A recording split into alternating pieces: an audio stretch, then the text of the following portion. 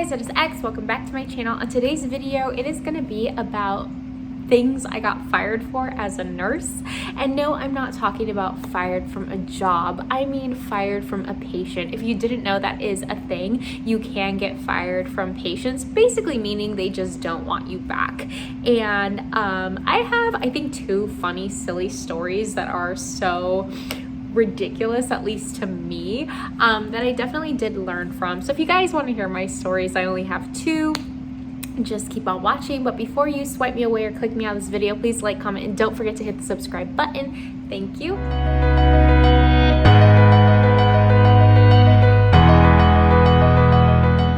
Okay, so I actually got this idea for a video while I was watching my coworkers or listening to my coworkers' podcast. If you guys are nurses and you're interested, my coworkers have a podcast called Crash Cards and Cocktails. I will insert a photo here so that when you guys go on Apple, I think Spotify, iTunes, they're on there. So this is the photo of what their logo is. But anyway, I was listening to all 22 episodes and I thought of an idea for them, and I was like, why don't you guys talk about things that you got fired for as a nurse? So like I said, I've never been fired from an actual job, but I have had two patients who decided they no longer wanted me to be their nurse, and that's okay. You're not going to be everybody's cup of tea all the time. But my stories I particularly find a little funny, and I have learned from them. So when I was a new grad, my preceptor, she was a 65-year-old sassy little woman who I absolutely love and adored, and I worked on a unit that had a ton of older geriatric patients. Like, I never had anybody that was like younger than 60, and if I did, it was like, whoa, what are you doing here? And I personally, just in general, call everybody sweetie or sweetheart. Like, that is just part of my normal everyday vocabulary. So my preceptor actually told me, like, don't use terms of endearment, don't call them sweetie or sweetheart, because it is demeaning to them. Somebody's gonna get offended one day and you're gonna get in a lot of trouble. And I was like, yeah, whatever, like, brushed it off. And it is right, you are taught in nursing school that you shouldn't use terms of endearment. However, to me personally, when I'm sick, I prefer someone to baby me than to be like, hey, Miss Smith, here is your medication. Like, I don't know, that just is my personality. So of course I told her I'm gonna keep doing it, and until somebody says otherwise, I'm not gonna stop. Well, lo and behold, I went to another facility where I was taking care of patients who were younger, not always in their 80s, and still I kept this mentality of, I don't even realize that I'm saying it anymore. It's just part of my normal day-to-day vocabulary. And even like, if you are somebody who's like 18 or younger, I'll probably call you baby. Not like in a sexual way, like, hey baby, no, not like that, like, oh, you're a baby. Like, I still call my little sister baby, and she's 21 years old. I just see that as like a child, I guess.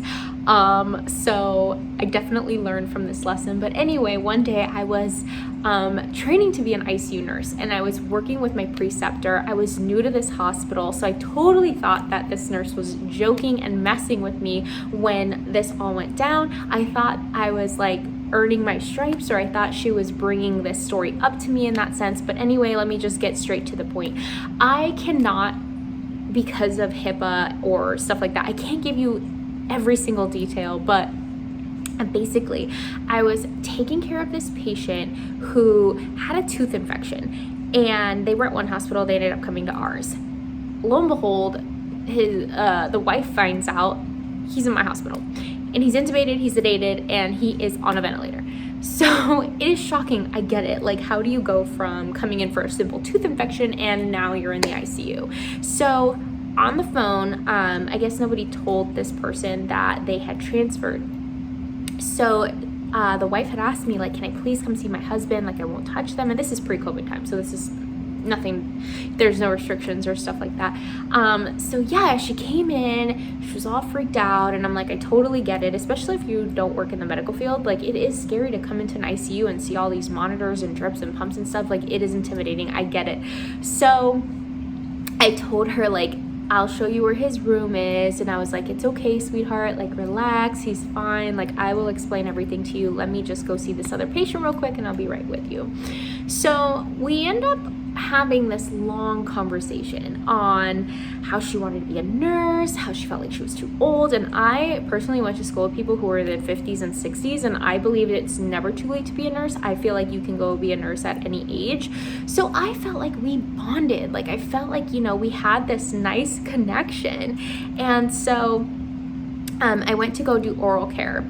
And basically what that means is when you're on a ventilator, part of the ventilator associated pneumonia protocol to try and prevent that, we use what's called chlorhexidine, and we use these sponges to try and prevent pneumonia. So every 2 hours or 4 hours, depending on the hospital, you're supposed to swab their mouth out with these sponges. So I don't remember saying it, but I don't doubt that I did. Anytime you touch a patient that is intubated, sedated, or in general, you're supposed to explain what you're doing. Doesn't matter if they're sleeping or sedated, like you have to tell them before you do something. So I believe I said, sorry, Kabuki. So I believe I said like, okay, I'm gonna suction you now, sweetie. I don't remember saying that. I don't at all, but I don't doubt it because, of the fact that at this point, these are words that I do use. So I guess this made the wife very uncomfortable, but she never said anything to me. This person specifically was on an insulin drip, critical, so I was checking the eyes and nose every hour, so basically my urine output every hour, and I was doing an AccuCheck every hour. So I went in there, did my thing, left, and then my preceptor came up to me and she was like, don't go in the room anymore, or just don't talk to her anymore. And I was like, okay, like why? Her and I had a great bond. Like we had a long conversation. It was great. And she's like, no, she thinks you're trying to steal her man. I sat there like laughing at first because I was so dumbfounded by the situation, and I was like, oh, whatever, this preceptor is just messing with me. Like I'm new here. I have to earn my stripes. Like she's just messing with me. And she's like, no, I'm serious. Like she thinks you're trying to steal her husband. And I was so baffled. Mind you, I've been with my fiance for 5 years at this point. It was probably 2-3 years into our relationship. And I kind of had to take a step back because I was like, oh my God, what? Mind you, this person, okay, I didn't understand why she was okay with my female preceptor being in the room with her husband and not me. I am tiny. I am platinum blonde. A lot of people mistaken me to being Caucasian. I don't know if it was like she knows his type of person that he is attracted to, and maybe I met those standards at the time, but I totally didn't understand. Like my preceptor was also my height, my race, and I was a little confused, like why. And my preceptor used the same thing. She always called everybody hun, she always called everybody sweetie, like she used the same terms of endearment. So I thought she was messing with me, but she told me like, just go in the room, do your job, but don't say anything. Okay, so I did. I continued to go get my AccuChecks. I continued to go get my INOs. However, I didn't say anything anymore. And the reason why was because I felt like if she wasn't comfortable enough to tell me like, hey, you're making me uncomfortable when you say these words, I didn't want to bring it up and randomly and be like, I'm so sorry I made you uncomfortable when you weren't comfortable enough. So to approach me about it. So I was like, okay, I'll just, do my job. I won't say anything. But I'm very polite. I'm very nice. So it's weird for me not to have a conversation with somebody and just like stay quiet. So she had mentioned to me like, wow, you're in here pretty frequently. And I'm like, I'm sorry, like I have to check this sugar because of the critical medication that the patient is on. I have to check the urine output because that is my job to do hourly. And so it became very awkward. And so she ended up calling my preceptor back in. She ended up calling my charge nurse and my manager. And she was like, I don't want her in the room at all. I don't want her touching my husband. I don't want her in here. I don't want her taking care of him. And I was like, oh my God, like, what did I do? And she was like, why didn't she come apologize to me? And I was like, oh, I wish I would have. Like, I totally would have, but you didn't have the courage to come approach me about it. And my preceptor told me, like, don't talk to her anymore. So of course I was gonna do what my preceptor says. I'm in this new hospital, you know, I'm trying to make a good impression, but at the same time, here I have somebody accusing me of trying to steal their husband. And mind you, you guys, my father is a teen father. So him and I are very close in age. So anybody ever above my father's age, and at this point, I think my dad was like 48, anything over that is like disgusting to me. Like, ew, you could be older than my dad. Like you could be my dad, basically. So it's kind of funny to me. Like, I thought this was a joke. And then I remembered my preceptor at my first hospital telling me, like, you should have never, don't call people sweetie. Don't call people sweetheart. You will get in trouble one day. And that just stuck in the back of my head. And I was like, oh my God, you're right.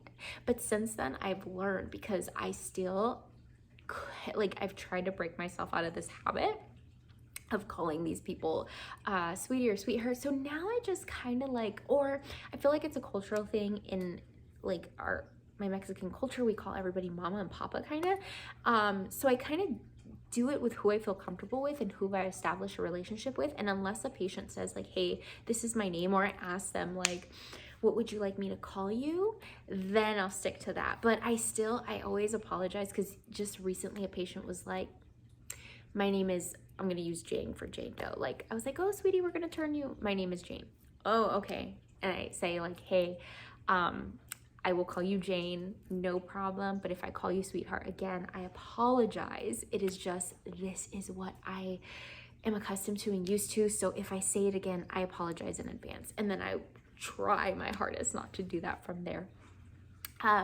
This person ended up, for the rest of the hospital stay, in my first story, didn't want any females taking care of her husband. And then I ended up leaving because I went to my didactic portion of my ICU training. So I was gone for like 2 weeks. And when I came back, I remember it was so funny because she was doing the most. Like, my preceptor had told her, like, if it's any consolation, she has a boyfriend.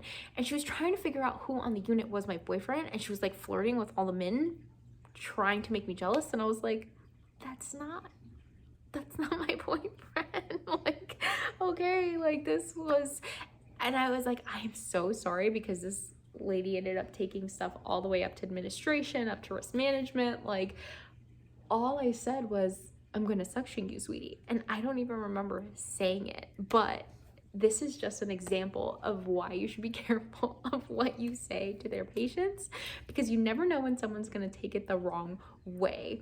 And they were like, it's okay, we've explained this to this woman, you know, she must have some psych issues, because she was just dragging this and talking about it. 2 weeks after a month after I had taken care of him, I was gone for a really long time in my ICU training, and she was still bringing it up. So I thankfully never got to see her again. The issue was resolved. I was never called into the office, but I learned my lesson on who to talk to that way and who not to.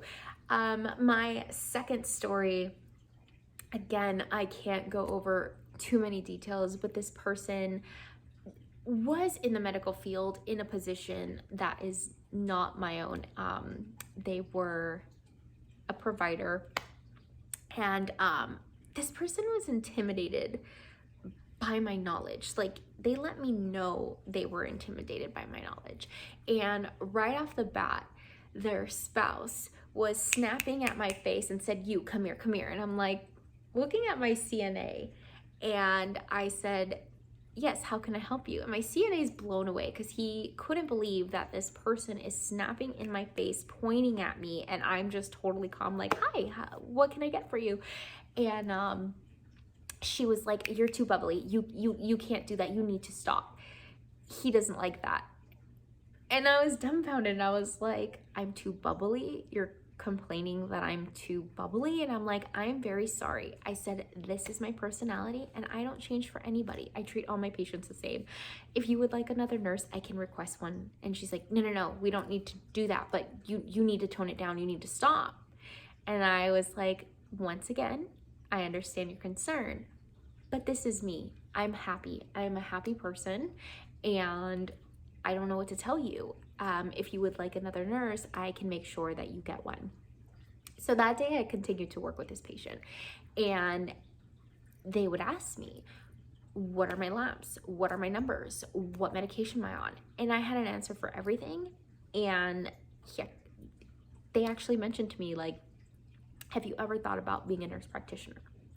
And I said, yes, I'm actually in school to be a nurse practitioner right now. And they responded, you'd be good.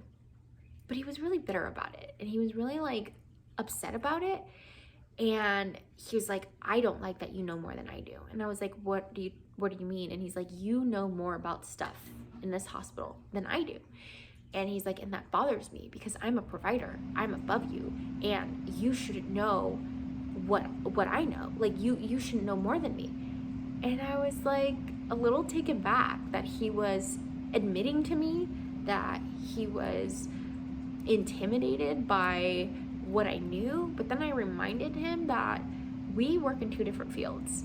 If I were to go to OB, I would know nothing but what I learned in nursing school, because that is a different field. If I were to go work in primary, I would know nothing, because that is a completely different field. And that will lead me through my third story of a patient. He didn't fire me, but he was really upset with me because I didn't know some medications, but it was because they are home medications and we don't use those in the hospital. So I was like, I don't know what to tell you, sir. Like, I see these labs every day. I see these medications all the time. The reason why I'm so good at what I do is because this is my job. You work in a different field than I do. How could you expect to know everything? Nobody is gonna know everything. So anyway, the next day I came in and I was told that I would not have the same assignment, that they changed it because I was too bubbly. I was too happy, and they didn't like that. And I don't know why this person felt like life should be serious and life should be not a joke, and you can't have fun in your job. Like, you need to be stern and serious all the time. And I was just like, that is just not a way to live. That is not my way to live. But okay, if he doesn't want me back, if the patient doesn't want me back because I am too happy or bubbly, I don't mind. I'm not getting fired because I hurt them. I'm not getting fired because I gave them the wrong medication or said something rude to them. I am getting fired from this patient because I was too happy. And that means that my customer service was great. And they just were not happy with it. So it was kind of funny to me. Like, what is the weirdest thing you got fired for? Oh, I was too bubbly. Yeah. The patient thought I smiled too much. Like, I don't know what to tell you. Like, I can't be insulted. What do you want me to say? Like, damn, I'm sorry. I should have been meaner. Like, I still to this day, it blows my mind that one person thought I was trying to steal their man and the other person fired me because I was too happy and too bubbly and too smiley. But anyway, it leads me to my third person. I did not get fired from this person, but they were very rude to me, cussing at me, telling me to get somebody who knew what the F they were talking about. But basically, when you're in the hospital, we don't use metformin or any PO pills to monitor hyperglycemia. That is just not something that we do.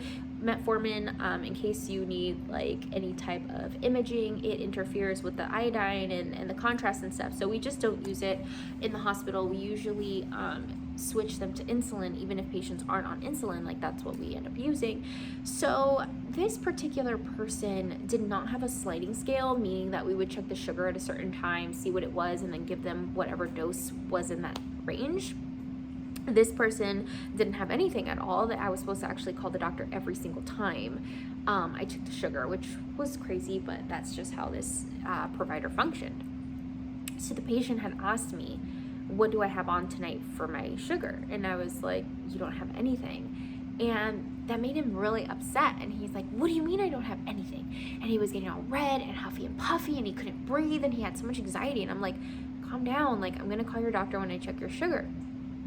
And he was like, and I was like, what do you take at home? And he mentioned Levemir. I did not know what Levemir was because we don't use Levemir. I know it now because I took advanced pharmacology after this class.